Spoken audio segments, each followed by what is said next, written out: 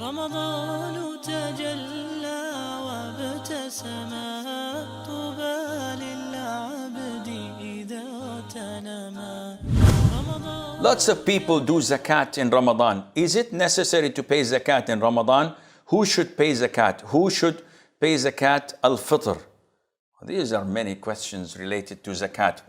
First of all, you have to understand what zakat is. We're not going to talk about zakat of livestock. We don't have livestock, usually. We're not going to talk about zakat of crops, because we don't have farms, usually. And we're not going to talk about zakat of goods and commodities that are sold and bought, as in groceries, as in a showroom of cars, etc. Because usually we're normal people. We talk about zakat of gold, silver, that is jewelry of the missus, or cash, which is what I save and possess, among others. So, what are the conditions of zakat? There are two conditions. Without them, zakat is not obligatory. Number one, that the amount of money saved or the jewelry possessed reaches what is known as nisab, and this is known as threshold. What is a threshold? It's a limit which below it there is no zakat. What is this limit? Well, in terms of jewelry, if the missus has 85 grams of gold or above, and the caliber of gold is 24, she has to give zakat for that. If she has 84, Sheikh, there's no zakat. If she has 85, but of 22 or 20 or 16 carat gold, there's no zakat. You have to do the math. Because when we say 18 carat of gold, this means that 18 carat is gold and 6 is compensated with copper. So it reaches 24. So this is false, it's not gold. So the 22, you have to do the calculation, the calibration until it reaches 24 carat of gold.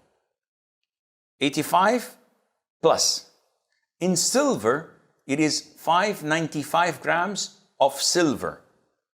And the cash threshold is measured by silver. So if you have the value in cash of 595 grams of silver, which is approximately $300, give or take, then zakat is due. This is condition one. Providing that condition two is fulfilled, and that is that you possess this for a whole lunar year. So if I had it for 11 months, there's no zakat on it. 11 months and 25 days, there's no zakat on it. When it completes 12 lunar months in my possession, then I have to pay 2.5%. The easiest way to calculate zakat, whatever money you have, divided by 40. The result is your zakat. Easy. If I have 40,000 dirham, divide by 40, the result is 1,000. Khalas. This is my zakat. If I have 80,000, my zakat is 2,000. If I have 100,000, I wouldn't be here talking to you.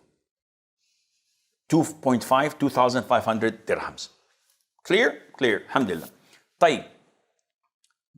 We have this tendency, everybody is giving zakat in Ramadan. Why is that? They say it is more rewardable. We want multiplication of the ajr. We want Allah to love our good deeds in Ramadan. Wait. Akhi, this doesn't work like this. Yes, Ramadan is a blessed month to give charity, not to give your due obligatory zakat. What's wrong in doing that? I'll tell you what's wrong. The poor get all their zakat in Ramadan. The coming 11 months, they're begging people for money. And this is not how it works. Your wealth has to be calculated according to the completion of one lunar year. It might complete in Muharram, in Rabi', in Jamad, in Rajab, in Dhul Hijjah, depending on the circle, the completion of the lunar year. But to deliberately intend to give it only in Ramadan, this defies the purpose of zakat. If the lunar year is completed in Ramadan, khalas, there's nothing for you to do. This is how it comes. But to insist on giving it in Ramadan, whether by extending, instead of one lunar year, you say, I'm going to stretch it to 15 months, haram. But if you shorten it, if your zakat is in the Hijjah, and you say, no, I'm going to pay it 4 months earlier, so I pay it in Ramadan, no problem. This is for the benefit of the poor. Instead of waiting another 4 months, you are giving it ahead of time. There's no problem. But delaying it, no, it is not permissible. Who should pay the zakat? Usually women ask this question. Men never ask this question. They know that it's their obligation to pay their zakat. But women, they possess a lot of gold, and she doesn't want to pay zakat. So she asks, who pays zakat for my jewelry? Is it my husband? The answer is no. He's not obliged to pay the zakat for you. But Sheikh, I don't work. I'm a housewife. I have children. I am poor. Sister, you have 1.5 kilos of gold. What poor are you talking about? You're rich, but you are dependent on your husband to pay it every year. If he does this out of his own will, Jazakallahu khair. He's a loving husband. You should kiss his feet instead of nagging and giving him trouble. But if he doesn't want to, the person possessing the money, the person possessing the gold is responsible in front of Allah. I don't have an income, Sheikh. Sell some of the gold you have, and it's a small portion. You sell it and give 2.5% on that. Who should pay Zakat al-Fitr? Zakat al-Fitr is something else. It's called Zakat al-Fitr, Sadaqat al-Fitr. It is not related to your possession, to your wealth. It's a different category. Zakat al-Fitr is related to the charity you are obliged to give at the end of Ramadan. Time, Sheikh, when does it start? It should be given the night of Eid. So tomorrow is the day of Eid, you should give it before the Adhan of Fajr, the last night. And it can be up to the 27th or the 28th. So giving it 2 or 3 nights earlier is no problem, because Abdullah ibn Umar used to do this, and a number of the companions, may Allah be pleased with them. So can I give it on the 15th of Ramadan? No. Can I give it on the 1st of Ramadan? Definitely not. Though some schools of thought say it's okay, but it's not okay. What is the amount, Sheikh? Zakat al-Fitr, as in the hadith of Abu Sa'id al-Khudri and Abdullah ibn Umar, may Allah be pleased with them, and others, the Prophet ﷺ obligated Zakat al-Fitr to be 1 sa'. Sa'. What is sa', Sheikh? I can't even pronounce the ain as you do. Well, this is a tool of measurement by size. So it's like liters, not like kilograms. So a sa' is a container, and this container is measured, or we measure with it items like dates, like barley, like wheat, like sugar, things that are consumed and measured by size. 1 sa' is equivalent to 4 mud. And the mud is what is gathered in the palms of your hands. So if I have rice, I just do this and I fill it up. This is 1 mud. 1, 2, 3, 4. This is 1 sa'. So the Zakat al-Fitr is 1 sa'. If it is measured with rice, this 1 sa', when put it on a scale, it weighs about 2 kilos, 0.125 grams. Of course, if I weigh in the sa' dates, the weight is going to be different. If I put in this size barley, it's going to be different in weight than rice or than wheat or than dates, etc. Because the size is one, the weight is different. So usually the scholars give the weight in kilograms because this is the most common. But if they give the zakat in flour, it's different. So they have to go to the size again and check how much it weighs in flour, in barley, in corn, in whatever. Who should we give it on behalf of? Well, it's the responsibility of the father of the house, the guardian of the house, the one who spends money and puts food on the table. And he has to pay it on behalf of those who live under his roof and eat from his kitchen. So we pay for Muslims, whether women or men, whether freed or slaves, whether young or old. And this is the instruction of the Prophet alayhi salatu wassalam. Why do we do this? Purpose, one, so that the poor would not need to beg on the day of Eid. So we suffice them from asking people for their essentials. Do I have to give total strangers to me? No. If I have relatives of my own, cousins, uncles, aunts, who are classified as poor or needy, then giving them zakat al-fitr would give me double the reward. Reward of zakat and reward of connecting my kinship, providing it is not my responsibility to provide for them. What do you mean? I can't go to my son who is poor and give him zakat al-fitr because it's an obligation upon me to feed him.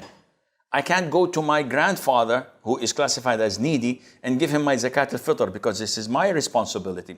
But if a sibling of mine, a brother who's married, and if he dies, I will not inherit him because he has children, or my father is alive and my sibling is stone broke, and I give him zakat al-fitr, this is valid and okay, and I get double reward. Can we give all my zakat al-fitr to one person who's poor? Yes. I don't have to feed, if I have 10 in my family, I don't have to feed 10 poor people. No, I can give all of our rice or wheat or whatever to one single poor person without any problem. رمضان تجلى وابتسما طوبى للعبد إذا تنما. How to properly advise people to maintain personal hygiene while fasting in Ramadan. Many Muslims sleep after Fajr and report for duty without brushing. This combination of waking up from sleep and having an empty stomach releases a pungent and undesirable odor while talking. We know that majority of Muslims don't use miswak. Can one use toothpaste? What if the toothpaste gets swallowed or leaves a mint flavor in the mouth? How to properly advise people to maintain personal hygiene? Don't kiss them.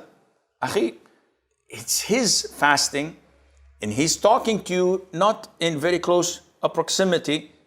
So you cannot ask people to brush their teeth when they're fasting. See, the odor that you resent or you feel offended by, the Prophet called it khaluf. And in the hadith he said, لَخَلُوفُ الصَّائِمِ أَحَبُّ إِلَى اللَّهِ عَزَّ وَجَلَّ مِنْ رَائِحَةِ الْمِسْكِ. The smell that remains in a person's mouth and comes out from his stomach due to fasting is more beloved to Allah than the smell of musk.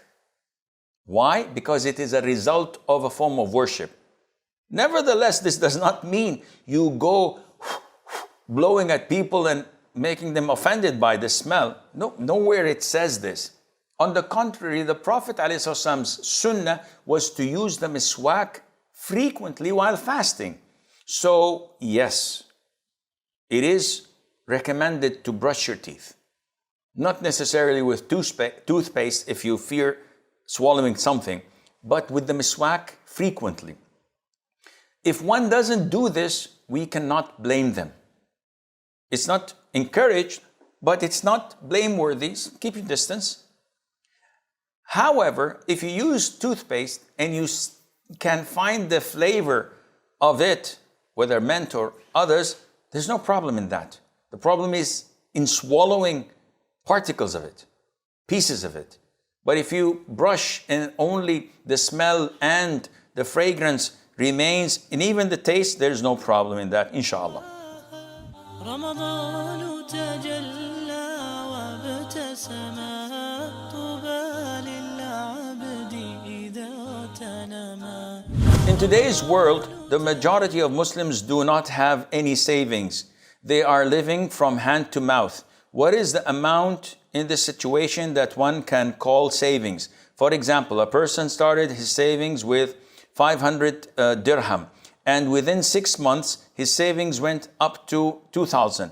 But by the end of the year, he has only 100 left in his savings. What should the person do in this case? What is the zakat applied to? Well, such a person should look for a better job, definitely, because come on, what is this? What are you doing? A whole year and nothing is in your savings? You need to improve your income. If you remember, we said that you have to possess threshold minimum and a full lunar year, not 11 months and 20 days. A full lunar year should pass over this threshold. So if I get in the first of Muharram, this is the first lunar year, 100,000 dirhams, and throughout the 11 coming months, I spend rent, school, tuition, food, car repairs, etc. By the month of the Hijjah, I've consumed the whole 100,000. So first of Muharram, the following one, I have zero in my bank account. How much do I have to pay zakat? Zero. If I have 10,000 only left, okay, 10,000 is above the threshold? Yes. Then I pay only 10,000 because this remained with me from first Muharram to first Muharram. 90,000 has been consumed. If it goes up and down, so 100,000, I reach Ramadan, it's zero. The month of Shawwal, I get 20,000. Then my lunar year begins on Shawwal. I have to wait until the other Shawwal and check the 20,000 that I have, whether it's there or it has been spent or not. رمضان تجلى وابتسما طوبى للعبد إذا تنما. What is scholarly opinion on moon sighting? Should countries follow astronomical calculations by scientists or rely on sighting the moon by sight? Where does the following hadith stand in this era? Fast when you see the new moon of Ramadan and break your fast when you see the new moon of Shawwal. If clouds prevent you from seeing it, complete 30 days in the month of Sha'ban. This is an issue of dispute among scholars. And Allah directed us in chapter 4, Surah An-Nisa, when He said, فَإِن تَنَازَعْتُمْ فِي شَيْءٍ فَرُدُّوهُ إِلَى اللَّهِ وَالرَّسُولِ. Whenever you dispute over a matter, then you have to refer back to Allah and the Messenger, meaning to Quran and to the Sunnah. So what does the Quran and Sunnah say about this? As you've heard in the hadith, the Prophet said, صُومُوا لِرُؤْيَتِهِ. Fast when you see the crescent, the new moon. And break your fast at the end of the month of Ramadan when you see it, when you sight the new moon or the crescent. So this is the instruction of the Prophet ﷺ. He clearly directed us to visually see it. So this means that the calculations of people who work in astronomy, when they say that the new moon is born on that particular day and impossible to be born on that day, should we believe them? Or two witnesses who come and say, we visually saw it? The most authentic opinion is that Islam is a religion of simplicity. And we have to rely on something that is visual. So even if I use a telescope and I sight the moon and I see it, it's okay because I saw it with my own eyes. But to claim that according to calculations, today the new moon is born, and I look and it's all cloudy, it's dusty, there's a storm, there's no possible way to visually sight the moon. Should I fast tomorrow or skip it and consider it to be a day of not fasting? The answer is calculation is disregarded. In order to prove the crime of adultery and fornication, we need a confession from the sinner, the adulteress, or the fornicator, or we need 4 male Muslim witnesses testifying of seeing the actual act of penetration and describing it. This is the Sharia law that was at the time of the Prophet ﷺ and will remain until the Day of Judgment. If someone comes and says, Sheikh, we have 3 cameras, we have 5 cameras, HD, high def, 16K or whatever numbers they have. Maybe they did not reach 16, I don't know. So we have the footage. Is this sufficient? The answer is no. There has to be 4 male Muslim witnesses visualizing it. So this is the Sharia law. It is not something that we make up or we think that, oh, okay, we have DNA testing. This is enough. No, it's not enough. It can be circumstantial evidences that a judge may use, but it is not sufficient on its own. Therefore, the citing has to be done. Now, the 1 million Kuwaiti dinar question. Do we have one citing for the whole world of the Muslims, or there are various sightings according to the region? The most authentic opinion, and this is what was done at the time of the companions, may Allah be pleased with them, and referred to the Prophet ﷺ, that each region has its own sighting. A man came from Sham, which is nowadays Syria, from Damascus, where the Khalifa, Muawiyah ibn Abi Sufyan, was there. He came after the month of Ramadan entered. When he reached Mecca or Medina, Ibn Abbas asked them, when did you see the crescent? And he said, Saturday. So Ibn Abbas said, we saw it on Sunday. So the man asked, should we unify? Should you also consider Ramadan beginning at Saturday? He said, no. The Sunnah of the Prophet ﷺ to apply and implement each one's own sighting. And this is what's being practiced today. People in India, Bangladesh, Pakistan, they have their own sighting. People in the Gulf area, in the Arabian Peninsula, have their own sighting. People in Egypt have their own sighting. People in Morocco, people in Europe, people in USA have their own sighting. One says, Akhi, but this divides the ummah. When their Eid is on Saturday, my Eid is on Sunday, their Eid is on a Monday. The ummah is divided. Akhi, this is not true. This does not divide the ummah. When they pray Fajr, do I pray Fajr at the same time? He said, no, there are 3 hours difference. When I pray Fajr, do they pray Fajr in USA? He said, no, there's 8 hours difference. So where is the division of the ummah? He says, okay, gotcha. On Hajj, Arafah is on a Wednesday. So should Muslims in America fast on Wednesday as well?